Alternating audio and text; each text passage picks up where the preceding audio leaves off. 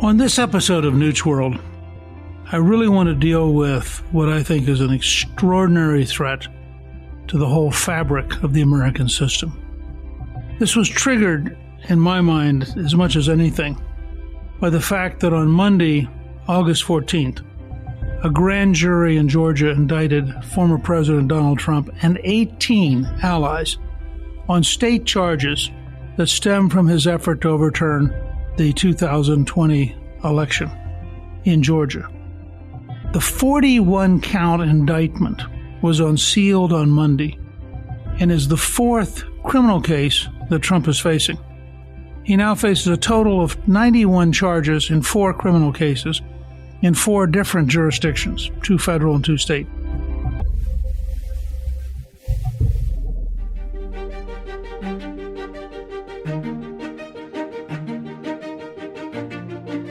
Now, I think in part it all came together for me because I spent 2 hours Monday evening with Sean Hannity waiting for the grand jury to report.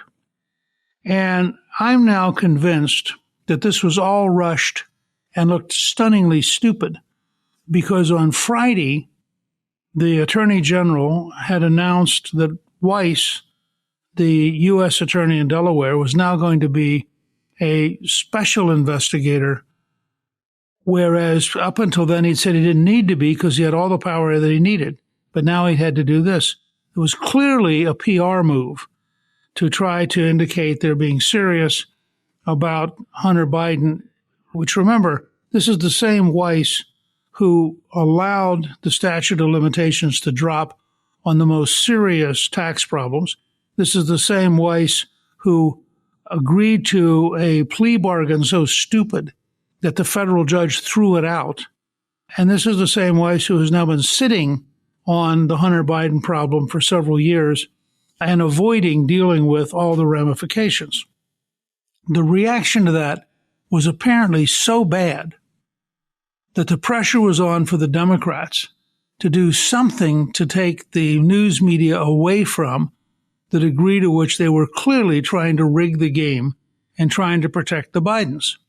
And their technique was to go after Donald Trump with this indictment, which had been hanging out there for a good while. Now, it made perfect sense for the Democrats to indict President Trump in Fulton County because he was defeated in Fulton County by about 3-1. And that was a pattern you've seen developing. Trump got 4.1% of the vote in D.C. in 2016 and 5.4% in 2020. Now, what does that mean in D.C.? It means that when Jack Smith is bringing a case against Trump in the District of Columbia, the jury pool is 19-1 against Trump. 19-1. It's clearly impossible. Similarly, in New York City, the jury pool would be about 3-1, as it would be in Fulton County. So what you have is 4 different indictments, 2 of them brought by a U.S. attorney, Jack Smith, who has such a terrible record of distorting the law that the Supreme Court unanimously reprimanded him when he went after Governor Robert McDonnell, who's a great guy and whose career was ruined by Jack Smith, even though the courts ultimately said that McDonnell was clearly innocent and that Smith had rigged the whole thing and that Smith was really doing bad things. That's the person that the Biden administration picked to go after Trump. And he's doing the same thing to Trump. And you know that because when one of the indictments includes the 1870 Ku Klux Klan Act in South Carolina. Think about this. A law was passed in 1870 to enable the U.S. government to defeat the Ku Klux Klan, which was in the process of intimidating former slaves in order to establish segregation. Ironically, when the law was passed, every yes vote was a Republican and every no vote was a Democrat, because the Democrats in 1870 were in favor of segregation and in favor of the Ku Klux Klan. Now, today, you have Democrats who are now using that law in order to go after a president of the United States, even though it's clear there's nothing, zero, about Trump that involves the Ku Klux Klan in South Carolina. You had the same thing happening with the Fulton County Court, where this long indictment has all sorts of stuff thrown in it. It's what I would call a kitchen sink effect.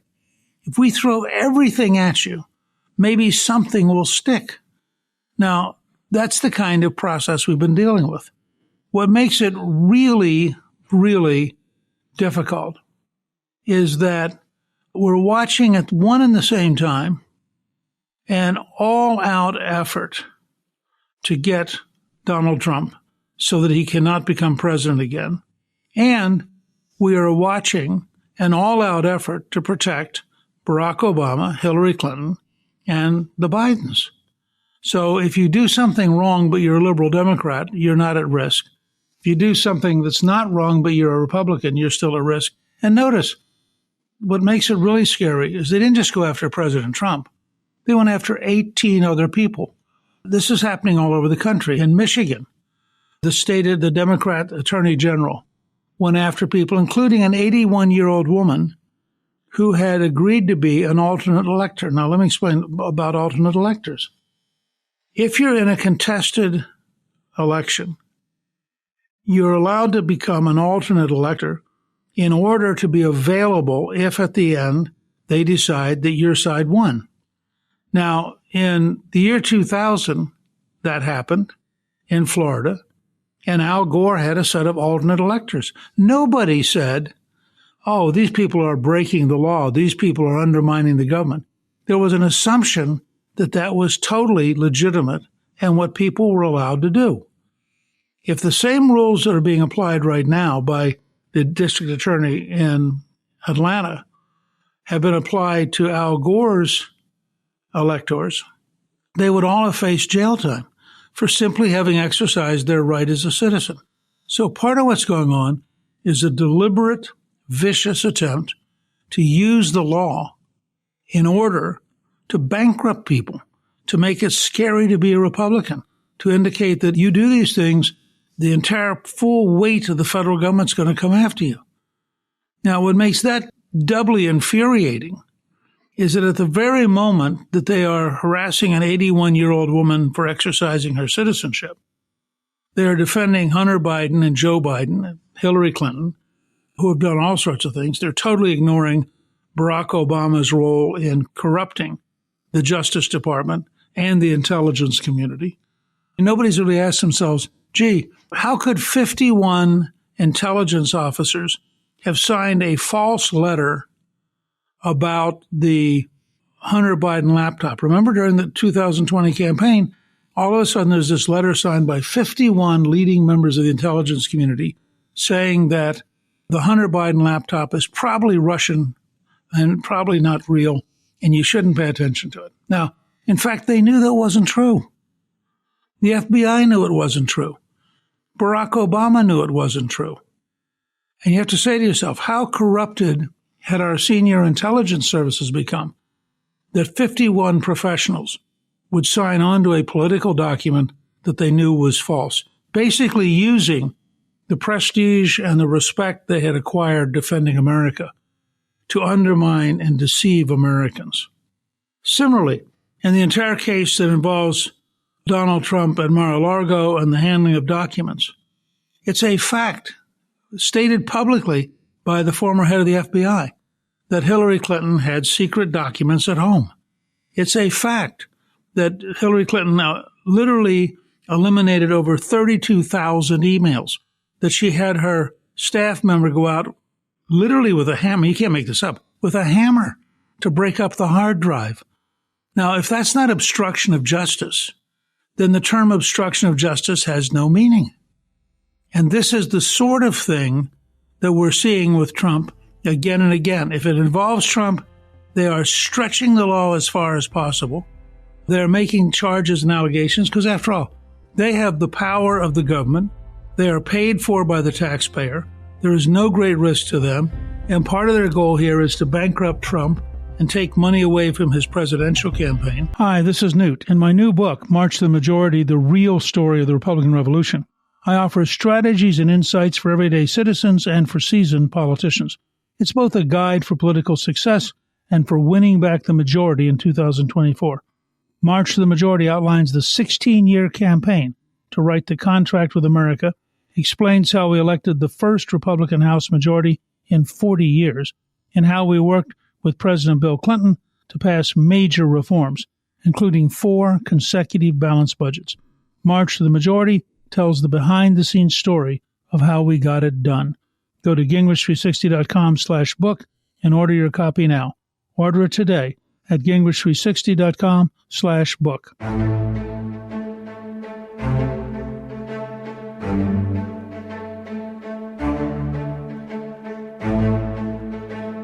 And part of their goal is to so scare Republicans that they begin to say, gee, I'm not sure I can be active because after all, I may not be able to afford a lawyer. And this is a truly vicious effort. Furthermore, the assault in the various indictments on the role of the lawyers should threaten every single American. If your lawyer cannot give you honest advice, because your lawyer may then be charged with having given you advice that the district attorney thinks is inappropriate, you've now broken through the very base of the American legal system. The American legal system starts with the idea that you have a right to protect yourself, that you are innocent until proven guilty, and that your lawyer can give you their best advice without worry because it's totally confidential. Well, now what you have is a brand new model in which the Democrats are asserting the right to measure whether or not they believe that the advice you gave was inappropriate, whether or not they believe that you should have known in advance what you're suggesting was not true, and that they are able to say that they're going to ruin you, ruin your reputation, ruin your business, and potentially bankrupt you financially defending yourself. And you're basically helpless. Now, in that setting, you're in a situation that you're faced with such a double standard that I think it's fair to say that the Democrats have decided that they will destroy the law if that's what it takes to destroy Donald Trump. I think it's also fair to say that the Democrats have decided that protecting themselves is at the center of what they're doing. So no matter how much evidence there is, I mean, just ask yourself, Hunter Biden, who by his own admission was a drug addict, is getting money from Uzbekistan, Ukraine, Russia, Romania, and China. Now, does anybody seriously believe that he's getting it because he's smart, he's well-educated, he has unique talent? Does anybody believe if his name had been Hunter Smith that he would have gotten a dime from these people? It's clear that he was relying on the prestige of his father, and in fact, it's pretty clear, not yet proven in court, as the New York Times will gladly warn you, or the Washington Post, who are bending over backwards to defend the Bidens while doing everything they can to smear Donald Trump.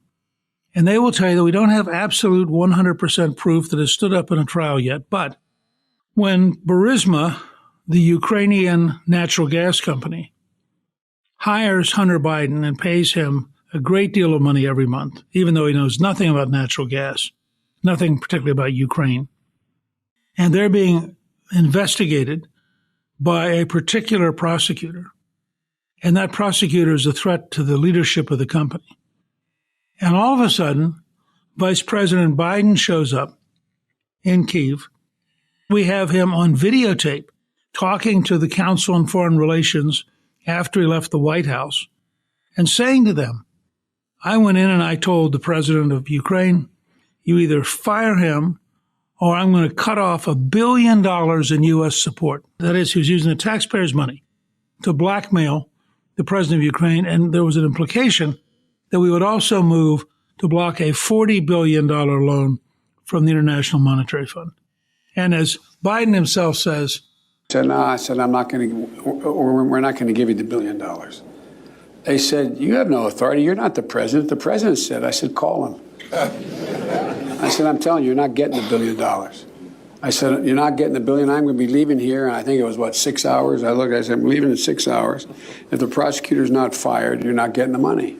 Well, son of a bitch. Got fired. And they put in place someone who was solid at the time. Now, he knew his son was working for Burisma. He knew that Burisma was being threatened by this particular person. And yet he used the authority and power of the vice presidency. He used $1 billion of your money and my money to threaten them in a way which totally helped Hunter and totally helped Burisma. And we're getting more and more information that gradually proves all of these pieces. It's important to remember that the power of a U.S. attorney, in the case of Georgia, the power of a district attorney, to bring things into the law is enormous. We rely on the discretion, the good judgment, if you will, the character of the people who become U.S. attorneys and prosecutors to not do things that are destructive, that are inappropriate. We were warned about this by Attorney General Robert Jackson, who's a remarkable person. He was the Attorney General for Franklin Delano Roosevelt. He became a member of the Supreme Court. He was the American judge at the Nuremberg trials of the Nazis. A remarkable background, very prestigious person. In April 1940, he gives an address called The Federal Prosecutor, which he delivers at the second annual conference of U.S. attorneys. And he warns, quote, the most dangerous power of the prosecutor, that he will pick people that he thinks he should rather than pick cases that need to be prosecuted. He goes on to say, and this is all from Attorney General Jackson at that time, quote, it would probably be within the range of that exaggeration permitted in Washington to say that assembled in this room is one of the most powerful peacetime forces known to our country. The prosecutor has more control over life, liberty, and reputation than any other person in America. His discretion is tremendous. He can have citizens investigated, and if he is that kind of person, he can have this done to the tune of public statements and veiled or unveiled intimations. Or the prosecutor may choose a more subtle course and simply have a citizen's friends interviewed. The prosecutor can order arrests, present cases to the grand jury in secret session, and on the basis of his one-sided presentation of the facts, can cause the citizen to be indicted and held for trial. He may dismiss the case before trial, in which case the defense never has a chance to be heard. Or he may go on with a public trial. If he obtains a conviction, the prosecutor can still make recommendations as to sentence, as to whether the prisoner should get probation or a suspended sentence. And after he is put away, as to whether he is a fit subject for parole. While the prosecutor at his best is one of the most beneficent forces in our society, when he acts from malice or other base motives, he is one of the worst. Let me repeat that. When he acts from malice or other base motives, he is one of the worst. And that, of course, is precisely Jack Smith. Jackson goes on to say, quote, these powers have been granted to our law enforcement agencies because it seems necessary that such a power to prosecute be lodged somewhere. This authority has been granted by people who really wanted the right thing done, wanted crime eliminated, but also wanted the best in our American traditions preserved.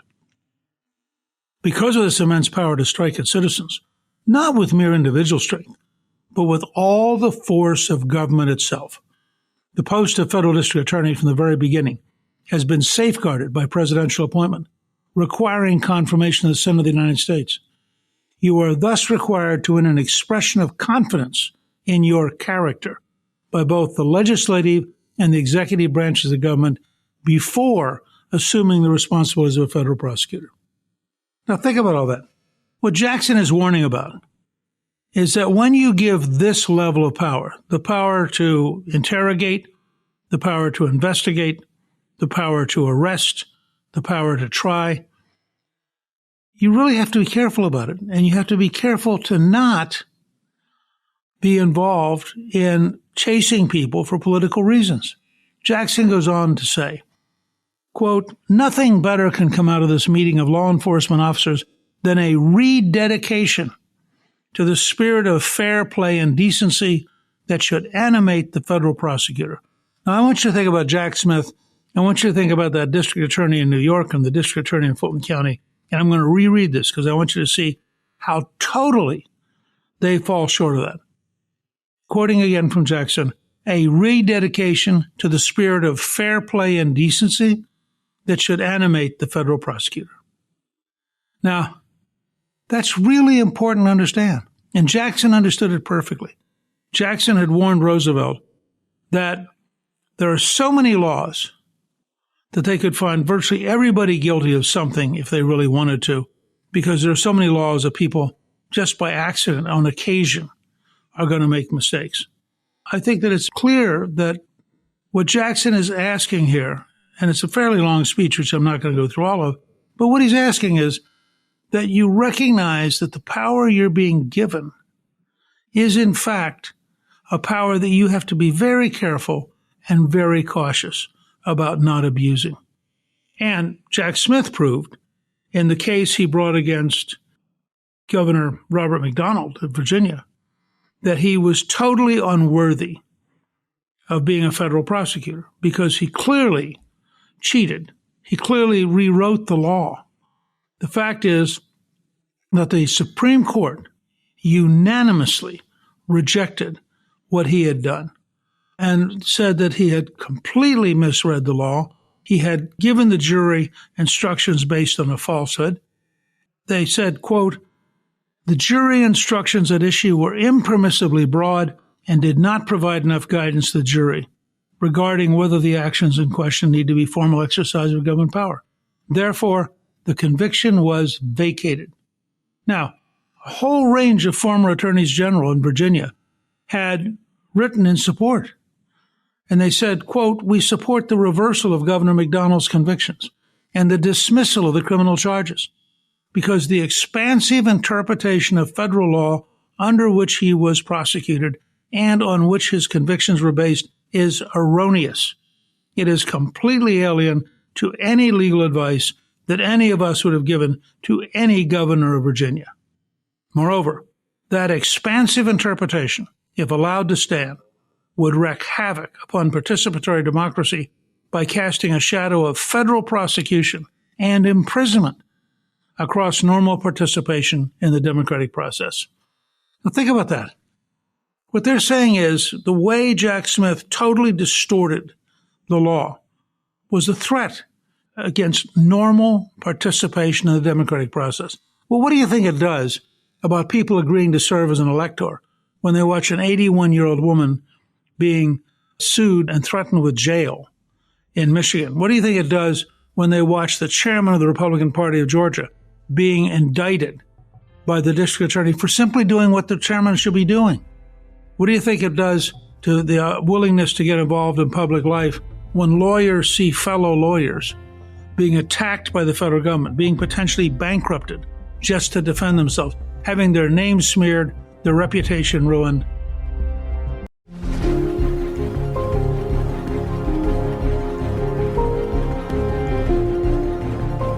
This is the kind of thing that's going on that is a genuine threat to the survival of the rule of law. And I believe what finally hit me was that we are watching liberal Democrats who are prepared to destroy the law, if that's what it takes to destroy Donald Trump. And in the process, they are prepared to grotesquely distort the law to try to destroy Republican lawyers and Republican volunteers.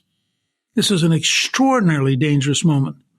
But what makes it even more infuriating and more dangerous is that on the one side, you have a willingness to go after any Republican and any conservative, in particular to go after Trump. And remember, Donald Trump, in the latest poll, has 60% support to be the Republican nominee. He is a former president, and he has 60% support in his party to be the nominee next to him. So they're going after the leading political opponent of President Biden in a way which we have never seen in the American system, and in a way which clearly is an assault on the integrity of the Constitution and the rule of law.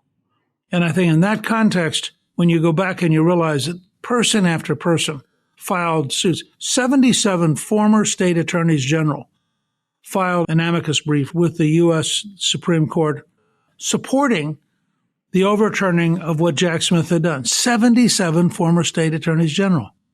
They also had a whole series of law professors who supported repudiating Jack Smith. And with a unanimous decision that Jack Smith had, in fact, perverted the law, distorted the law, deliberately misled the jury. This is the person that the Biden administration picked to go after Donald Trump. And why would they do that? Because they want somebody who will distort the law. And I would argue that using the 1870 Ku Klux Klan Act is a perfect example of distortion. Does anybody believe that the 1870 anti-Ku Klux Klan Act has anything to do with Donald Trump? Of course not. It's just a handy weapon to try to destroy him. Similarly, if you look at the case being filed in Fulton County, she is applying the RICO Act, which is, remember, the RICO Act is about organized crime.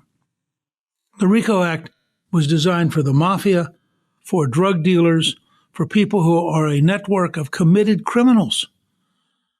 And she's applying it to a group. Ironically, one of them, Rudy Giuliani, was one of the original pioneers in New York in using the RICO Act to lock up the mafia. Now, to bring an anti-organized crime law into a case involving the leading candidate for president in the opposition party is astonishingly bad. But what's even worse in the case of Georgia is that the former Democratic candidate for governor, Stacey Abrams, on at least 33 different occasions said that the governor Kemp had not won. So she repudiated the election results 33 times. Yet do you see the district attorney in Fulton County bringing her in, suggesting that she was in fact cheating? You have Maxine Waters in 2000, Congresswoman, getting up to object to Florida's votes going to George W. Bush. You have Debbie Wasserman Schultz, again, saying the same thing. She said Al Gore won the state of Florida, but not the presidency. Well, he didn't win the state of Florida. And she didn't go to jail for having said it. You just go through item after item after item.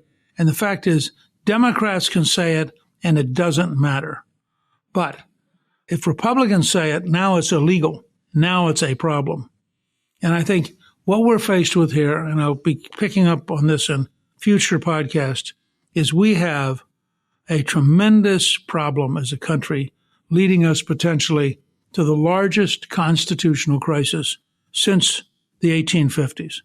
You have a group of people willing to destroy the law, willing to destroy the Constitution, if that's what it takes for them to destroy their major political opponent. On the other side, you have people who are totally protected as long as they're liberal Democrats. So Hillary Clinton can do things both in terms of obstruction of justice. She can do things about the misuse of secure data documents. She can do things about taking money involving millions of dollars from Russian companies. But she's a liberal Democrat. You now have just a stunning record. And I would recommend to everybody Andy McCarthy's book, Ball of Collusion, which was written in 2019 and which clearly indicates how much Barack Obama was involved in corrupting the Justice Department and corrupting the intelligence community, and how much he personally knew about what was going on that was dishonest and, frankly, done in the purpose of trying to protect people like Clinton while destroying people like Trump. This is a genuine crisis. I'm going to be coming back to it. And I think it's clear that the country gets it. In fact, it's ironic that the day President Trump was taken in Manhattan, literally that week, he raised over $3.9 million. Every time they indict him, more people come to his side. I'm inclined to agree with Henninger, who wrote in the Wall Street Journal today that Trump's support, which is now somewhere between 55 and 60% for the Republican nomination, that a growing part of that support is people who are so angry at a federal government that's this corrupt that they feel compelled to support Trump as a way of stopping the corruption and stopping a genuine threat to our freedom. And I'll have a great deal more on this, but I want you just to remember, you are watching people liberal Democrats, including the President of the United States, the Attorney General, who are prepared to destroy the law and destroy the Constitution, if that's what it takes to destroy Donald Trump, because he's such a threat to their system. And I'll be back and talk about more of this over the next few weeks, because this is not going to go away. This is an enormously important crisis of the American system. Thank you for listening. Newt's World is produced by Gingrich 360 and iHeartMedia. Our executive producer is Garnsey Sloan. Our researcher is Rachel Peterson. The artwork for the show was created by Steve Penley. Special thanks to the team at Gingrich 360. If you've been enjoying Newt's World, I hope you'll go to Apple Podcast and both rate us with 5 stars and give us a review so others can learn what it's all about. Right now, listeners of Newt's World can sign up for my 3 free weekly columns at gingrich360.com/newsletter. I'm Newt Gingrich. This is Newt's World.